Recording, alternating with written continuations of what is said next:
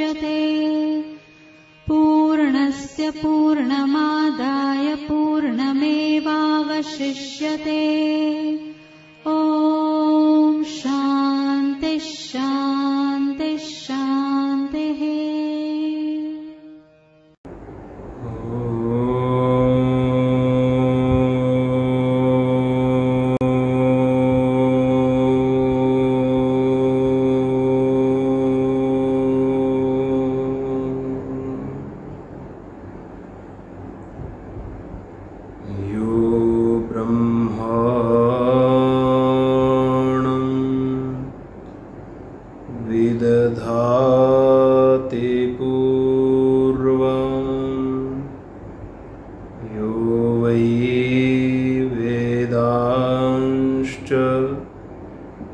प्रहिणोति तस्मै तमहदेव मात्मबुद्धिः प्रकाशम्।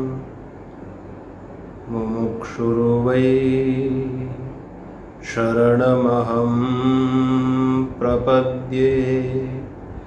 ॐ शान्तिः शान्तिः शान्तिः। शङ्करं शङ्कराचार्यं केशवं बादरायणं सूत्रभाष्यकृतौ वन्दे भगवन्तौ पुनः पुनः। ईश्वरो गुरुरात्मेति मूर्तिभेदविभागिने व्योमवद्व्याप्तदेहाय दक्षिणामूर्तये नमः। ॐ शान्तिः शान्तिः शान्तिः।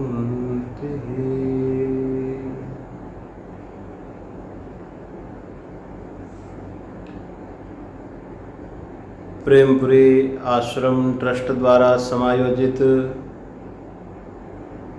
प्रातःकालीन प्रवचन सत्र के अंतर्गत मुझे भी अपनी वाणी पवित्र करने का सौभाग्य प्राप्त हुआ है। मैं आश्रम के सभी ट्रस्टीगण, पदाधिकारीगण, विशेष करके मेरी इस साधना में जो निमित्त बने आदरणीय गिरीश भाई जी एवं प्रकाश भाई जी, आपका बहुत बहुत आभार, क्योंकि मुझे ये साधना करने का अवसर प्रदान किया। ये ब्रह्म विद्या, उपनिषद विद्या एक चरम साधना है, जिससे बढ़कर कोई साधना नहीं है। और इस साधना का अवसर मुझे प्रेमपुरी आश्रम के माध्यम से संभव हो पाया है। इसके लिए आप सभी ट्रस्टीगण बहुत बहुत साधुवाद के पात्र हैं। मैंने गिरीश भाई से फ़ोन में विचार किया कि किस विषय पर विचार मंथन करना चाहिए। गिरीश भाई ने कहा कि महाराज जी कोई उपनिषद पर विचार प्रारंभ कर सकते हैं। तो मैंने प्रवचन श्रृंखला में देखा कि ईशावास्य उपनिषद पर भी विचार हुआ मुंडक पर स्वाध्याय हुआ, अभी भी मांडुक्य पर स्वाध्याय चल ही रहा है। कठोपनिषद पर काफ़ी दिनों से विचार नहीं हुआ है शायद। मैंने निवेदन किया कि कठोपनिषद पर ही अपना चिंतन प्रारंभ करते हैं। तो गिरीश भाई ने कहा कि ठीक है, इस पर ही हम विचार करेंगे। तो 16 जून से 30 जून तक हम लोग कठोपनिषद के माध्यम से आत्मचिंतन करेंगे। आइए हम विचार प्रारंभ करते हैं। उपनिषद पर हम विचार प्रारंभ करने जा रहे हैं। तो आइए सबसे पहले जानते हैं कि उपनिषद शब्द का अर्थ क्या है। व्याकरण की दृष्टि से विचार करते हैं तो उप नि सदरी विसरण गति अवसादन जो धातु है, उस धातु से क्विप प्रत्यय करने पर उपनिषद शब्द निर्मित होता है। तो सद धातु का अर्थ होता है विसरण, गति और अवसादन। विसरण माने नाश होना। ये उपनिषद चिंतन से क्या होता है कि ये हमारी अविद्या का समूल नाश कर देती है। समूल का तात्पर्य है जो हमारी मूला विद्या है। इस ब्रह्म चिंतन से मूला विद्या का नाश हो जाता है। गति, गति शब्द का अर्थ होता है प्राप्ति।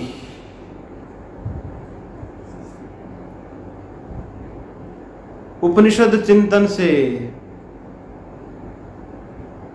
आत्मज्ञान, आत्मकल्याण की प्राप्ति होती है। विसरण, गति, अवसाधन। अवसाधन शब्द का अर्थ होता है शिथिलता। उपनिषद के चिंतन से हमारे जन्म, मृत्यु, गर्भवास आदि जो अनेक कष्ट है, वो कष्ट शिथिल पड़ जाते हैं। उनसे धीरे धीरे हमें निवृत्ति मिलने लगती है। ये तो हुआ व्याकरण की दृष्टि से एक सामान्य अर्थ। अब इसमें जो उप और नि उपसर्ग हैं, उसको मिलाने से एक विशेष अर्थ प्रकट होता है। उप शब्द का अर्थ होता है समीप में, जैसे अध्यक्ष और उपाध्यक्ष। उप अध्यक्ष माने अध्यक्ष के समीप में बैठने वाला, अर्थात सहायक। इसी प्रकार यहाँ पर उप शब्द का अर्थ है सामीप्य और नि उपसर्ग पूर्वक सद धातु का अर्थ होता है बैठना। गुरु के पास में जाकर के बैठना, ये उपनि पूर्वक सद धातु का अर्थ हुआ। तो ये जो उपनिषद विद्या है, ब्रह्म विद्या है, गुरु के समीप में जाकर के उनके सानिध्य में बैठ करके इस विद्या को ग्रहण करना चाहिए। और ये एक रहस्यात्मक विद्या है। इसलिए उपनिषद ग्रंथ जब हम पढ़ते हैं तो कई जगह उपनिषद शब्द का पर्यायवाची आता है रहस्यम। रहसी भवम रहस्यम। रहस्य मतलब एकांत। ये उपनिषद विद्या हर किसी व्यक्ति को प्रदान नहीं करनी चाहिए। क्योंकि ये ब्रह्म विद्या एक ऐसी वस्तु है कि अगर अपात्र व्यक्ति, अनधिकारी व्यक्ति को अगर ये विद्या प्राप्त होगी तो ये विद्या उसके लिए साधक नहीं होगी, बल्कि वो व्यक्ति इस विद्या का दुरुपयोग करेगा और उसके लिए बाधक बन जाएगी। बहुत सारे लोगों को हम व्यवहार में देखते हैं जिन्होंने ठीक से उपनिषद विद्या का चिंतन नहीं किया है, वो संपूर्ण साधनाएं त्याग देते हैं, न तो आत्मचिंतन करते हैं, न किसी प्रकार की कोई साधना करते हैं। सर्वम खलु इदम ब्रह्म, महाराज सब तो ब्रह्म ही ब्रह्म है, हम किसकी साधना करें? इस प्रकार से लोग बोलते हैं। इसका मतलब ठीक से जिसने ब्रह्म विद्या का अभ्यास नहीं किया है, जो ब्रह्म विद्या का अधिकारी नहीं है, उस व्यक्ति को ये ज्ञान अर्जित नहीं करना चाहिए, क्योंकि अनधिकारी के लिए ये विद्या नहीं है। इसलिए उपनिषद शब्द का अर्थ है गुरु के समीप में जाकर के इस रहस्यात्मक विद्या का ग्रहण करना चाहिए। तो उपनिषद शब्द का अर्थ सीधा सीधा अर्थ ये हुआ ब्रह्म विद्या। और एक गौण अर्थ होता है ब्रह्म विद्या प्रतिपादक ग्रंथ। इन्हीं उपनिषदों को वेदांत शब्द से कहा जाता है। वेदांतो नाम उपनिषद प्रमाणम तदुपकारिणी शारीरक सूत्रादीनी। ये उपनिषद वेदांत शब्द से भी कहे जाते हैं। वेदांतो नाम उपनिषद प्रमाणम, उपनिषदों को वेदांत शब्द से कहा जाता है। और उपनिषदों में जो उपकारक हैं, उसमें जो सहायक हैं, शारीरक सूत्र, ब्रह्म सूत्र, गीता आदि जितने ग्रंथ हैं जो उपनिषदों का अनुसरण करने वाले हैं, वो सब भी वेदांत शब्द से कहे जाते हैं। वेदांत बोलते हैं वेद का अंतिम भाग। आपने कई बार सुना होगा कि वेद के 3 भाग हैं, कर्मकांड भाग, उपासना भाग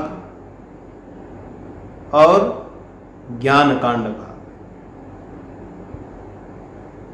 80,000 मंत्र कर्मकांड के माने जाते हैं और 16,000 मंत्र उपासना कांड के माने जाते हैं और 4,000 मंत्र ज्ञान कांड के माने जाते हैं। ये 4,000 मंत्र ही उपनिषद कहलाते हैं। इन्हीं को वेदांत शब्द से कहा जाता है। अब विचार ये करना चाहिए कि क्या हमें केवल वेद के अंतिम भाग का अध्ययन करना चाहिए, कर्मकांड का अध्ययन नहीं करना चाहिए? क्या करना चाहिए? क्योंकि उपनिषदों की तो बड़ी महिमा है। क्योंकि उपनिषद विद्या एक ऐसी विद्या है कि जिस विद्या के द्वारा जो ज्ञान अर्जन होगा, उसके बाद कभी भी किसी प्रकार का कोई ताप नहीं होगा, संपूर्ण अनर्थों की निवृत्ति हो जाएगी। जब तक ब्रह्म ज्ञान नहीं होगा, ब्रह्म विद्या प्राप्त नहीं होगी, तब तक कितना भी ज्ञान अर्जन कर लें, संपूर्ण अनर्थों की निवृत्ति नहीं हो सकती है।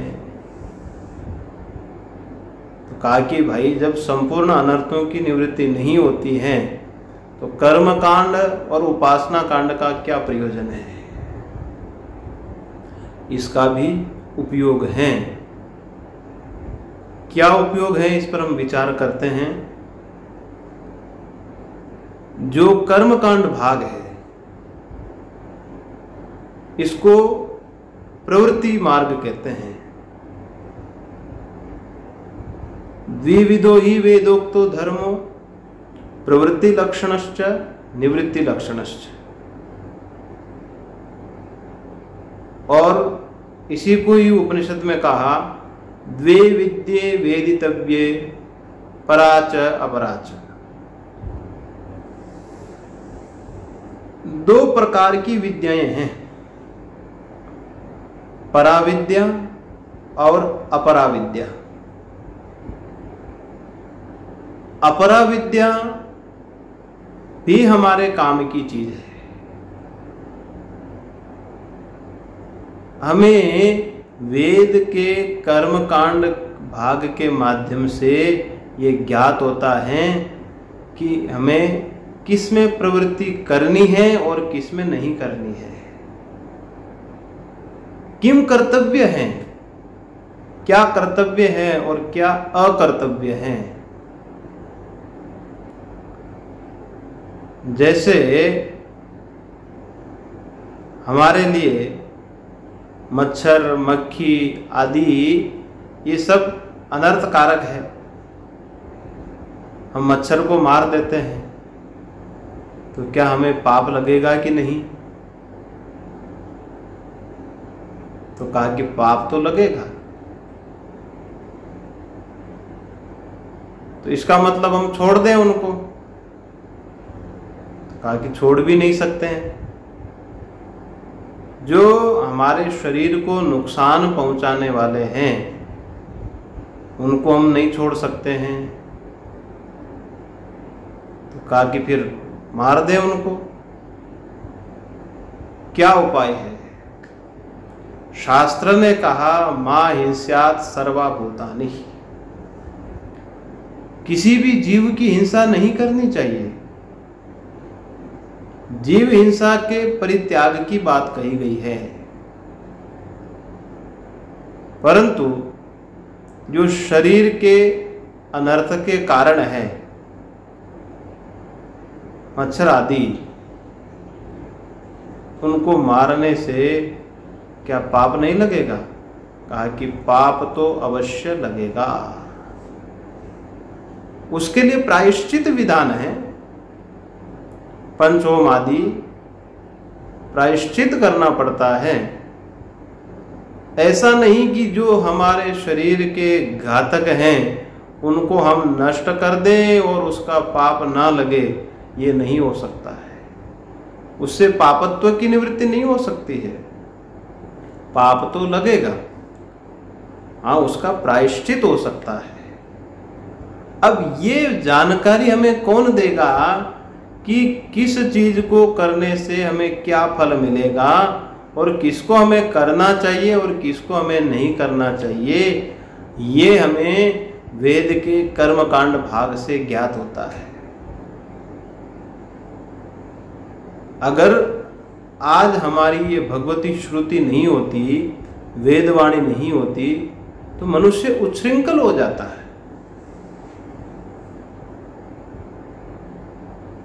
एक मार्ग ही नहीं मिलता। जो लोग बोलते हैं कि हम वेद को नहीं मानते हैं, हमने हमारे गुरु ने जो ग्रंथ लिखे हैं उसी को हम मानते हैं, उसी संप्रदाय में हम दीक्षित हैं।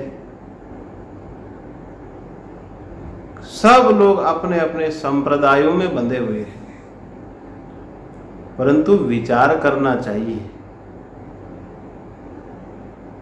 कि उस अनेक ग्रंथों में जो विचार किया गया है वो विचार कहां से लिया गया है।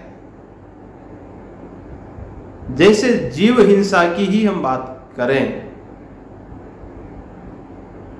किसी संप्रदाय में जीव हिंसा का निषेध किया गया है। अब बताइए, किसी ने अगर जीव हिंसा का निषेध किया तो कहा कि ये तो हमारे संप्रदाय का ऐसा नियम है। भाई, तुम्हारे संप्रदाय का ये नियम है, तुमने ये वाक्य कहां से लिया कि किसी भी जीव की हिंसा नहीं करनी चाहिए? वेद से चुरा करके, चोरी करके अपने ग्रंथ में लिखा और उसको बोल दिया कि हमारे अपने संप्रदाय का ये नियम है। भाई, सबका मूल तो वेद है। वेद से पंक्तियों को, वाक्यों को चुरा चुरा करके ग्रंथों का निर्माण किया और बोलते हैं कि हम वेद को नहीं मानते हैं। भाई, जो भी आप सद्मार्ग प्रदान कर रहे हो वेद को नहीं मानने वाले, वो कहां से सीखा आपने? क्या कर्तव्य है, क्या अकर्तव्य है, ये नियम कहां से सीखा? ये नियम तो भगवती श्रुति प्रदान करती है। नियम का मालूम तो भगवती श्रुति से, वेद वाणी से पता चलता है। इसलिए कहा कि वेद तो उपनिषद विद्या, वेदवाणी तो मातृ पितृ सहस्रेभ्योपि हितैषिणः, माता पिता से भी हितकारी है। 1000 माता पिता मिलकर भी हमारा जितना उपकार नहीं कर सकते हैं, उससे कई गुने ज्यादा उपकारिणी ये भगवती श्रुति है। इसलिए इसको हम माँ बोलते हैं। ये तो हमारी माँ है, हमें चलना सिखाती है। क्योंकि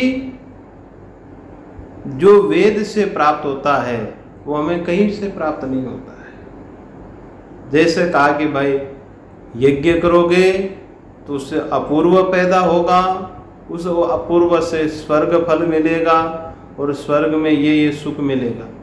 ये कहाँ से प्राप्त होगा? वेद के अलावा ये कहीं से भी प्राप्त नहीं होगा। इसको बोलते हैं प्रवृत्ति मार्ग,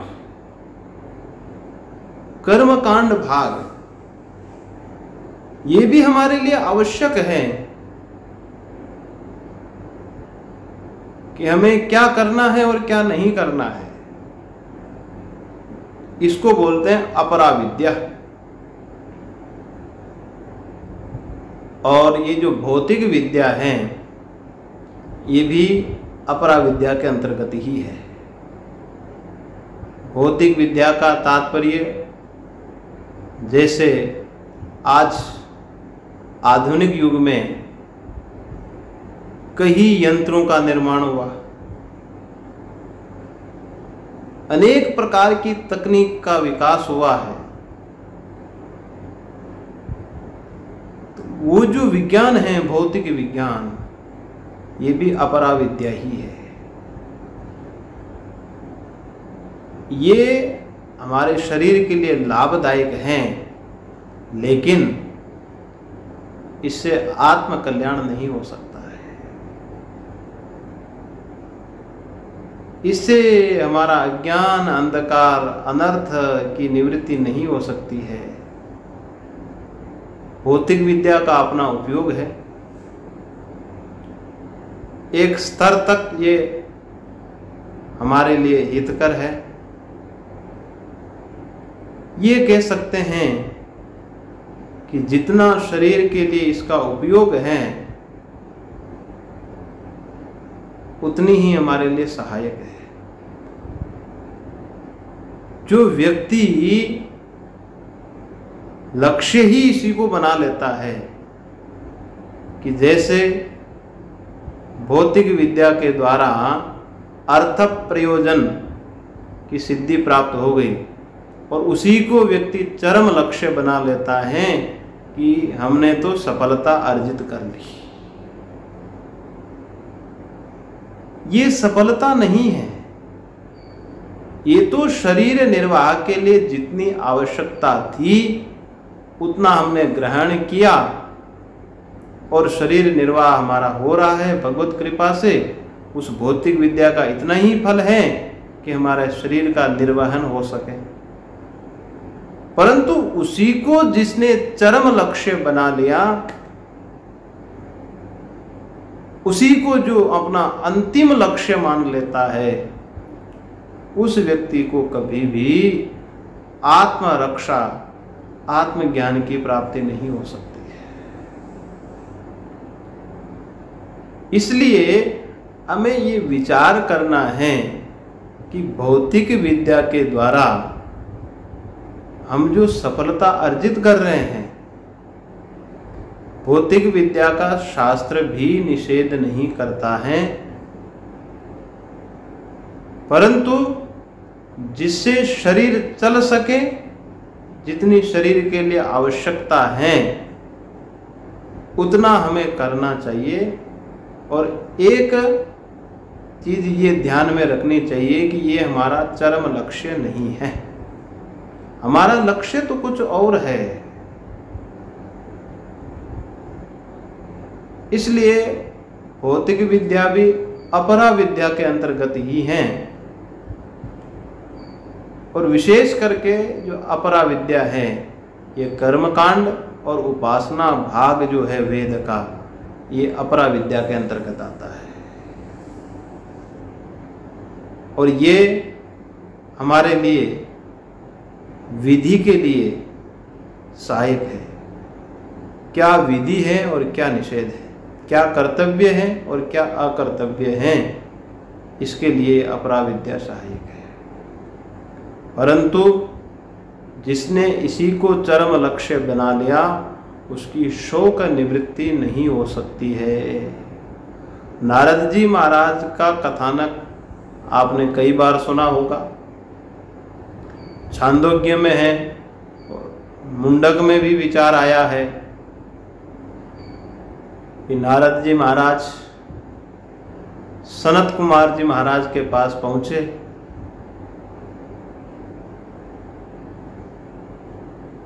सोहम भगवा शोचामी, भगवान मुझे शोक हो जाता है और मैंने सुना है तरति शोकम आत्मविद, आत्मविद की शोक निवृत्ति हो जाती है। इसलिए मुझे उपनिषद विद्या का उपदेश दीजिए। सनत कुमार जी महाराज बोले कि नारद जी, आपसे बड़ा ज्ञानी कौन हो सकता है? आप तो सबसे बड़े ज्ञानी हैं।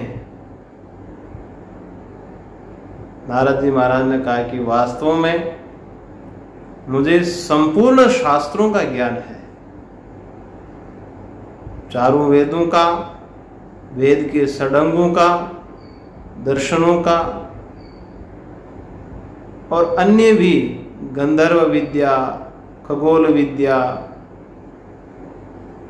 नाट्य कला, अनेक प्रकार की, ये कह सकते हैं कि इस ब्रह्मांड में जितनी भी विद्याएं हैं, नारद जी महाराज को उनका ज्ञान था। फिर भी नारद जी महाराज जैसे महापुरुष जाकर के बोलते हैं, अदि ही भगवः, भगवान मुझे उपदेश दीजिए क्योंकि मुझे शोक हो जाता है, मेरी कष्ट निवृत्ति नहीं हुई। तो फिर सनत कुमार जी महाराज पराविद्या और अपराविद्या का उपदेश देते हैं। कहा कि नारद जी महाराज, आपने जितना ज्ञान अर्जन किया है वो सब अपरा विद्या के अंतर्गत है। इसलिए व्यक्ति को ये जानना जरूरी है कि आखिर हमारा मूल लक्ष्य क्या है। छोटे छोटे कई प्रकार के लक्ष्य होते हैं, लेकिन हमारा मूल लक्ष्य क्या है? जैसे बालक का जन्म होता है, उसका विद्या अध्ययन का काल होता है, विद्यार्जन करके फिर नौकरी व्यापार आदि सब करने लगता है, एक लक्ष्य प्राप्त हो गया। परंतु व्यक्ति को ये ख्याल रखना चाहिए कि यही क्या अंतिम लक्ष्य है? नौकरी मिल गई, व्यापार प्राप्ति हो गई, ये विचार इसका मालूम हमें शास्त्र के माध्यम से होता है। इसलिए कहा कि अपरा विद्या से शोक निवृत्ति नहीं हो सकती है। अपरा विद्या सहायक है पराविद्या में, ये हम समझ सकते हैं। जैसे आत्मज्ञान का अधिकारी कौन है? जो साधन चतुष्टय संपत्ति अर्जित व्यक्ति है, वही आत्मज्ञान का अधिकारी है।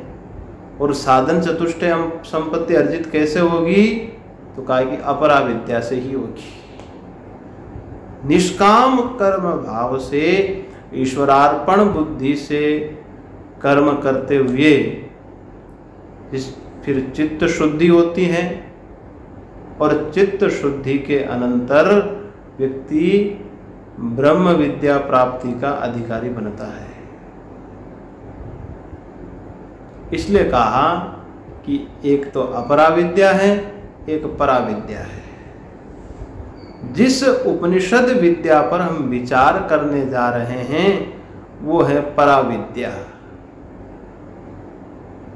परा और अपरा इसलिए विभाजन किया गया है कि दुनिया में कई प्रकार का ज्ञान होता है। एक व्यक्ति को कई जानकारियां होती है, कई विषयों में व्यक्ति पारंगत होता है। वैज्ञानिक होते हैं, बड़े बड़े डॉक्टर होते हैं, इंजीनियर होते हैं, अनेक प्रकार की विद्याओं में पारंगत होते हैं। तो उनके लिए कहा कि ये सब अपरा विद्याएं हैं, श्रेष्ठ विद्या नहीं है। और ये श्रेष्ठ विद्या क्या है? पराविद्या है, ये उपनिषद विद्या। जिस विद्या की प्राप्ति के बाद फिर कोई भी कर्तव्य शेष नहीं रह जाता है, कृतकृत्य हो जाता है, संपूर्ण अनर्थों की निवृत्ति हो जाती है। इसलिए हम लोग ये उपनिषद विद्या पर विचार, आत्मचिंतन प्रारंभ करने जा रहे हैं। जिस उपनिषद पर हम विचार करने जा रहे हैं उस उपनिषद का नाम है कठोपनिषद। ये उपनिषद कृष्ण यजुर्वेद की कठ शाखा के अंतर्गत हैं, इसलिए इसका नाम कठोपनिषद है। कठ शाखीय होने से इसका नाम कठोपनिषद पड़ गया। ये यजुर्वेद की उपनिषद है। यजुर्वेद के दो भाग किए गए हैं, कृष्ण यजुर्वेद और शुक्ल यजुर्वेद। शुक्ल यजुर्वेद जैसे ईशावास्य उपनिषद शुक्ल यजुर्वेद से संबद्ध है, और कठोपनिषद कृष्ण यजुर्वेद की कठ शाखा के अंतर्गत होने से इसका नाम है कठोपनिषद। अब इस उपनिषद के प्रथम मंत्र का विचार करने से पूर्व इसमें मंगलाचरण किया गया है। इसका मंगलाचरण ओम सहनाववतु सहनौ भुनक्तु सह वीर्यं करवावहै तेजस्विनावधीतमस्तु मा विद्विषावहै। ओम शांति शांति शांति। ये मंत्र प्राय सभी को कंठस्थ होता है। आइए इस पर हम अर्थ गांभीर्य पर विचार करें, क्योंकि मंत्र तो प्राय सभी को कंठस्थ हैं, लेकिन शायद अर्थ सभी को ज्ञात नहीं होगा, क्योंकि संस्कृत अभी हमारे व्यवहार में नहीं है। जो भाषा व्यवहार में है उसका तो हम अर्थ चिंतन कर लेते हैं, लेकिन जो प्रचलन में नहीं है, अब जैसे संस्कृत वर्तमान काल में प्रचलन में हमारे व्यवहार की भाषा नहीं है, व्यवहार में नहीं है, इसलिए हमें संस्कृत शब्दों का अर्थ मालूम नहीं होता है। आइए इस मंत्र का हम अर्थ विचार करें। अर्थ विचार करना अत्यंत आवश्यक है। वैसे तो मंत्र का अपना फल है, मंत्र उच्चारण का अपना फल अवश्य होता है, लेकिन अर्थ चिंतन से जो एक विशेष आनंद प्राप्त होता है। एक तो हम श्रद्धा से मंत्र पढ़ रहे हैं, अगर उनका उस मंत्र का अर्थ मालूम है, अर्थ की गंभीरता का हमें ज्ञान है, तो उससे एक विशेष आनंद की प्राप्ति होती है। ये हम कह सकते हैं कि मंत्र सोना है और मंत्र पर जो अर्थ चिंतन है वो सोने में सुगंधी है। सोने में सुहागा बोलते हैं ना, तो अर्थ चिंतन मानी सोने में सुगंधी हो गई। आइए इस मंत्र पर का एक एक पद का अर्थ देखते हैं। ओम सहना भवतु। ओम सहना भवतु। सह नौ अवतु। अब इसमें जो स और ह, इन दोनों को अलग अलग कर लेते हैं। स ह नौ अवतु। तो इसका सामान्य अर्थ होगा स मानी वह, ह मानी सर्वविदित परमेश्वर, नौ अवतु हम दोनों की साथ साथ रक्षा करे। वह सर्ववेत्ता परमेश्वर हम दोनों की साथ साथ में रक्षा करें। हम दोनों कौन? गुरु एवं शिष्य। देखिए हमारी सनातन परंपरा की विशेषता, प्रार्थना भी हम स्वार्थ केंद्रित प्रार्थना नहीं करते हैं। ये ओम सहना भवतु मंत्र भगवान से प्रार्थना की गई है, और ये एक व्यक्ति के लिए नहीं है प्रार्थना, गुरु एवं शिष्य दोनों के लिए प्रार्थना है। कितनी पवित्र परंपरा है। हम एक व्यक्ति के लिए नहीं मांगते हैं, सभी व्यक्तियों के लिए हम प्रार्थना करते हैं। इस मंत्र से मालूम होता है कि हमारी सनातन परंपरा कितनी पवित्रतम परंपरा है। यहाँ पर गुरु एवं शिष्य दोनों के लिए प्रार्थना की गई है। ओम सह नौ अवतु। सह व परमात्मा, ह मानी सर्ववेत्ता परमेश्वर, सह नौ अवतु गुरु और शिष्य दोनों की साथ साथ में रक्षा करें। यहाँ पर प्रार्थना की जा रही है, क्योंकि शुभस्य शीघ्रम, शुभ कार्य में बहुत सारे विघ्न आते हैं। क्योंकि देवता लोग भी नहीं चाहते हैं कि मनुष्य का कल्याण हो। देवता मनुष्य का उत्कर्ष नहीं देख सकते हैं, इसलिए कहा कि श्रेयांसी बहुविघ्नानि। श्रेय कार्यों में कई प्रकार के विघ्न आते हैं। उन विघ्नों की निवृत्ति के लिए ये मंगलाचरण किया जाता है। इसलिए यहाँ पर मंगलाचरण के रूप में हम भगवान से प्रार्थना कर रहे हैं कि हे भगवान, जिस उपनिषद का हम अभ्यास करने जा रहे हैं, जिस उपनिषद का हम चिंतन कर रहे हैं, उस उपनिषद में के चिंतन में किसी प्रकार का कोई विघ्न ना आवे। भगवान, शिष्य एवं आचार्य दोनों की रक्षा करे। अगर शिष्य बीमार पड़ गए तो गुरु किसको उपदेश करेंगे, और गुरु अस्वस्थ हो गए तो शिष्य किससे उपदेश सुनेगा। इसलिए गुरु एवं शिष्य एक दोनों के पूरक हैं, इसलिए कहा दोनों की साथ साथ में रक्षा करें।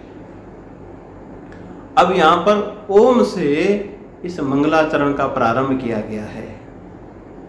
ओम में 3 मात्राएं होती है, अ, उ और म। ऐसी मान्यता है, 3 मात्राएं मानी जाती है।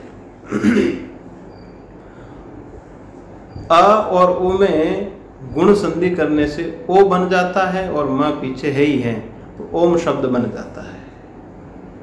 महर्षि पाणिनि की संस्कृत व्याकरण के अनुसार अवति इति ओम, ऐसा ओम का अर्थ किया गया है। जो रक्षा करता है उसको ओम कहा जाता है। अव धातु से म प्रत्यय करने पर व को उ करने से ओम शब्द बनता है और उसका अर्थ होता है अवति इति ओम। जो रक्षा करता है वो ओम है। किसकी रक्षा करता है और किससे रक्षा करता है? जो आत्म रक्षा करता है। तो ओम परमेश्वर का सबसे प्रिय नाम है, सबसे प्यारा नाम है ओम। तस्य वाचक प्रणवः, प्रणव मानी ओम, तस्य परमात्मनः वाचकः, उस परमेश्वर का वाचक प्रणव है, ओंकार है। ओंकार शब्द से उस परमेश्वर को कहा जाता है। जैसे ये कागज नुमा पुस्तक हैं, इसको बताने के लिए क्या शब्द बोलेंगे? तो कहा कि इदम पुस्तकम। इससे व्यवहार करने के लिए इसको हम पुस्तक शब्द से व्यवहार कर सकते हैं। तो कहा कि इसका वाचक जो शब्द है वो है पुस्तक शब्द। इसी प्रकार से उस परमेश्वर का जो वाचक है वो वाचक है प्रणव, अर्थात ओम से उस परमेश्वर को कहा जाता है और उस परमात्मा का सबसे प्रिय नाम है ओम। ओंकारश्चात शब्दश्च द्वावेतौ ब्रह्मणः पुरा कंठं भित्वा विनिर्यातौ तस्मान् मांगलिका बुभौ तस्मान् मांगलिका बुभाविति। ओंकार और अत शब्द सृष्टि के प्रारंभ में ब्रह्मा जी महाराज के श्री मुख से प्रकट हुए। ब्रह्मा जी ने प्रकट नहीं किया, स्वयं प्रकट हुए।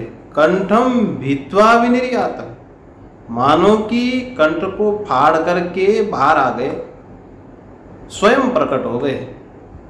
ब्रह्मा जी महाराज को प्रयास नहीं करना पड़ा। इसलिए परमात्मा के सबसे आदि नाम माने जाते हैं। इसलिए ओम परमात्मा का सबसे प्रिय नाम है। इसलिए प्रत्येक मंत्र के प्रारंभ में ओम शब्द का उच्चारण किया जाता है। इसलिए कहा कि तज्जपस तदर्थ भावनम, उस ओमकार का जप करना चाहिए और उसके अर्थ का चिंतन करना चाहिए। ओम का जप करें और उसके अर्थ का चिंतन करें। उसका फल क्या है? ततः प्रत्यक चेतनाधिगमो अंतराया भावश्च। तो कहा कि उस ओम के अर्थ चिंतन का फल क्या होगा? तो कहा कि ततः प्रत्यक चेतनाधिगमः। प्रत्यक मानी ये जीव, आत्मा, प्रति शरीरे अंचति गच्छति इति प्रत्यक। प्रति शरीर में जो निवास करता है ये आत्मा, जिसको हम जीव संज्ञा कह देते हैं, और चेतन मानी परमात्मा। जीवात्मा और परमात्मा का ज्ञान ओंकार के अर्थ चिंतन से होता है।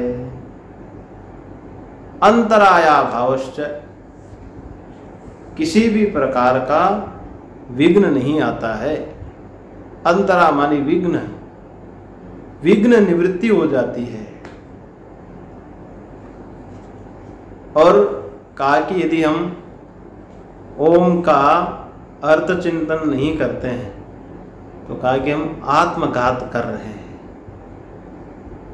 हम अपने पैर में स्वयं कुल्हाड़ी मार रहे हैं, स्वयं ही स्वयं के घातक है। क्योंकि अनेक जन्मों के बाद में ये मनुष्य जन्म प्राप्त होता है। ये दुर्लभ मानव शरीर हैं और इसी शरीर में सब प्रकार की सुविधाएं हैं। जो भी हम साधना, उपासना, शास्त्र चिंतन, भगवत चिंतन कर पाते हैं वो इस मानव शरीर में ही संभव है। और अगर इस शरीर में रहते हुए, मनुष्य शरीर में रहते हुए अगर हम उपनिषद विद्या का चिंतन नहीं कर पाए तो समझना है कि हम आत्मघाती है। अपने आप पर हम घात कर रहे हैं, अपने आप को हम मार रहे हैं। क्योंकि जिस प्रयोजन के लिए, जिस साध्य की सिद्धि के लिए इस शरीर का प्रयोजन है वो हमने किया नहीं, और जो असत है उस असत का हमने ग्रहण कर लिया, उस असत को हम सत समझ करके व्यवहार कर रहे हैं। यही तो हमारी सबसे बड़ी भ्रांति है और यही आत्मघात है, असद वस्तु का ग्रहण करना। इस असद की निवृत्ति किससे होगी?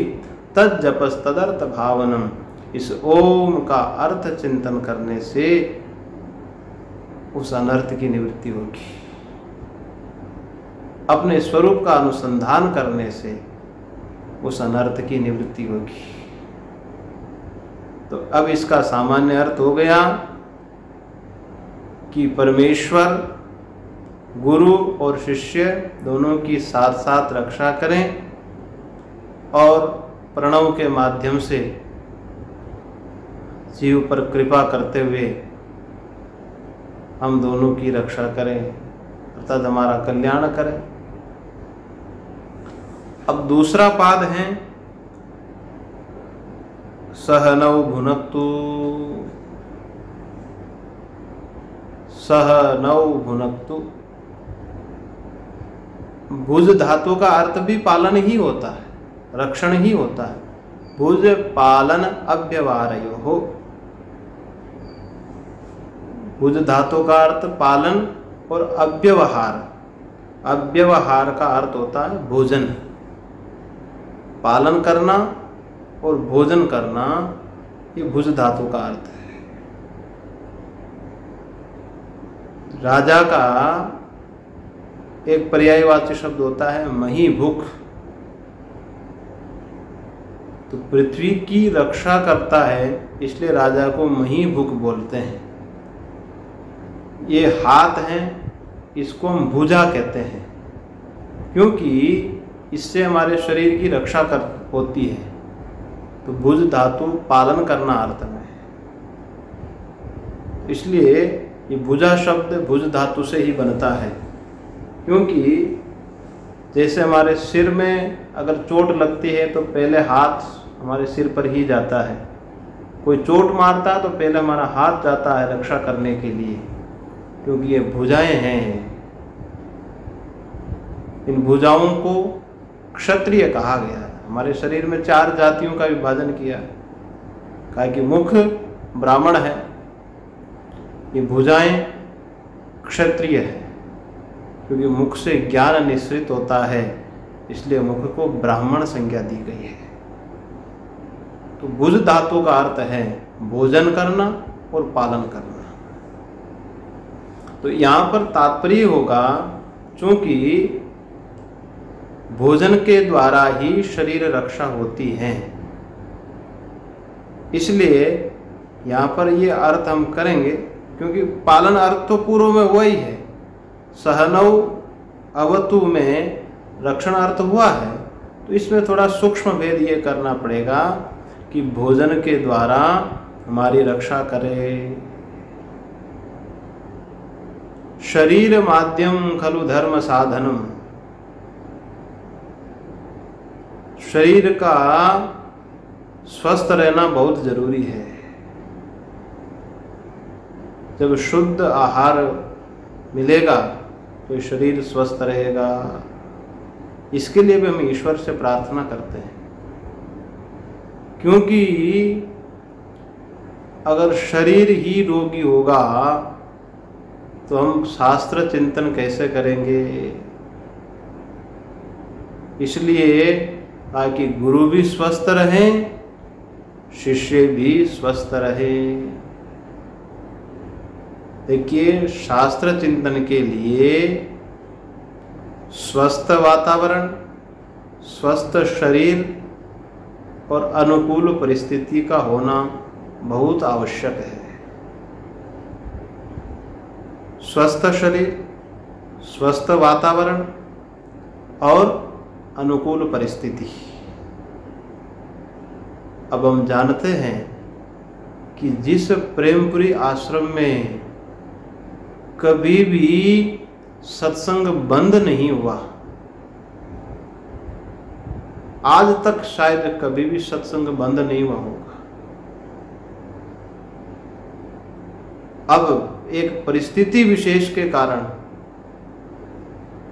एक कोरोना नामक महामारी के कारण आश्रम को बंद करना पड़ा। संपूर्ण राष्ट्र को, संपूर्ण दुनिया को बंद करना पड़ा। परिस्थिति अनुकूल नहीं है, वातावरण स्वस्थ नहीं है, इसलिए हम चिंतन नहीं कर सकते हैं। ये तो भगवान की बड़ी कृपा है कि हम इंटरनेट के माध्यम से, यूट्यूब के माध्यम से उस परंपरा का हम निर्वहन कर रहे हैं, तो वही चिंतन हम इस यंत्र के माध्यम से कर पा रहे हैं। कहने का तात्पर्य यह है कि शरीर को भोग के लिए तो आहार नहीं करना चाहिए, परंतु अपनी आत्मरक्षा के लिए, जिससे हम शास्त्र चिंतन कर सके, अपना अभ्यास कर सके, अपनी साधना कर सके, इतना शरीर रक्षण आवश्यक है। इसके लिए शास्त्र ने निषेध नहीं किया है, परंतु व्यक्ति क्या करता है, अपने महत्वाकांक्षा की पूर्ति के लिए, भोगाकांक्षा को पूर्ण करने के लिए इस शरीर को भोग प्रदान करने के लिए आहार विहार आदि करता है। इसका शास्त्र निषेध करता है। शरीर रक्षण केवल अपनी आत्मरक्षा हो सके, अर्थात अपना आत्म कल्याण हो सके, इसके लिए शरीर रक्षण आवश्यक है। परंतु भोग विलास के लिए शास्त्र ने निषेध किया है। इसलिए यहाँ पर प्रार्थना कर रहे हैं कि भगवान हमारा शरीर स्वस्थ रहे, प्रसन्न रहे, वातावरण स्वस्थ रहे, परिस्थितियां अनुकूल हो, ऐसी हम भगवान से प्रार्थना करते हैं। सहनौ अवतु सहनौ भुनक्तु। तो सहनौ भुनक्तु अर्थात भगवान आप गुरु और शिष्य हम दोनों की साथ साथ में रक्षा करें। ये समझ लीजिए कि हमारी बाह्य रक्षा, अर्थात तात्पर्य ये हुआ कि शरीर का जीवित रहना आवश्यक है, क्योंकि इस शरीर के माध्यम से ही हम शास्त्र चिंतन कर सकते हैं, अपनी साधना कर सकते हैं। इसका प्रयोजन है। इसलिए हम भगवान से बार बार प्रार्थना करते हैं कि हमारी परिस्थितियां सब अनुकूल बने, ताकि हम साधना कर सकें। ओम सहना भवतु सहनौ भुनक्तु सह वीर्यं करवावहै सह वीर्यं करवावहै। वीर्य बोलते हैं सामर्थ्य को, ताकत को। तो यहाँ सामर्थ्य का मतलब जैसे हाथी का बल होता है, इस प्रकार का सामर्थ्य नहीं है। सामर्थ्य मानी आत्मबल। श्रवण के बाद मनन से जो दृढ़ आत्मनिश्चय होता है, उसको यहाँ सामर्थ्य शब्द से कहा गया है। जैसे हमने सुना कि ये संसार स्वप्न तुल्य है, ये माइक संसार है, ये नाशवान संसार है। सुना तो है, श्रवण तो कर रखा है और वर्षों से हम श्रवण कर रहे हैं, लेकिन निष्ठा नहीं बन पाती है, पिघल जाते हैं। ये हम जीवन में अनुभव करते हैं कि वेदांत श्रवण किया है, लेकिन जब तक आत्मबल नहीं होगा, दृढ़ निश्चय नहीं होगा, तब तक उस वेदांत का हम सम्यक उपयोग नहीं कर पाएंगे। अनुकूल परिस्थिति में हमें मालूम पड़ता है कि हम वेदांत का सही ढंग से उपयोग कर रहे हैं, परंतु जब जीवन में प्रतिकूल परिस्थितियां आती हैं, तब समझ में आता है कि हमने कितना वेदांत श्रवण किया है, वो वेदांत हमारे जीवन में कितना काम आ रहा है। अगर दृढ़ आत्मनिश्चय होगा तो व्यक्ति अडिग रहेगा। अगर केवल श्रवण मात्र होगा, सुना होगा, अभ्यास नहीं किया होगा, तो थोड़ी सी परिस्थिति आएगी, वो पानी के बुलबुले की तरह वो अभ्यास, वो श्रवण नष्ट हो जाएगा, भूल जाएगा वेदांत चिंतन को।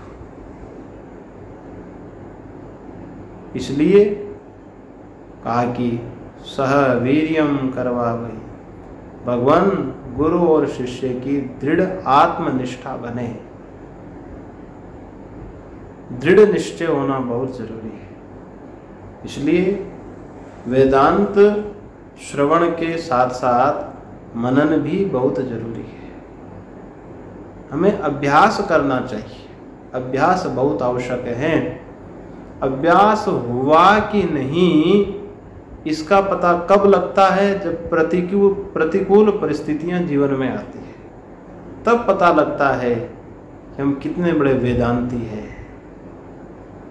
या हम गुरु और शिष्य के लिए भगवान से प्रार्थना की जा रही है कि सह वीर्यम करवावहै।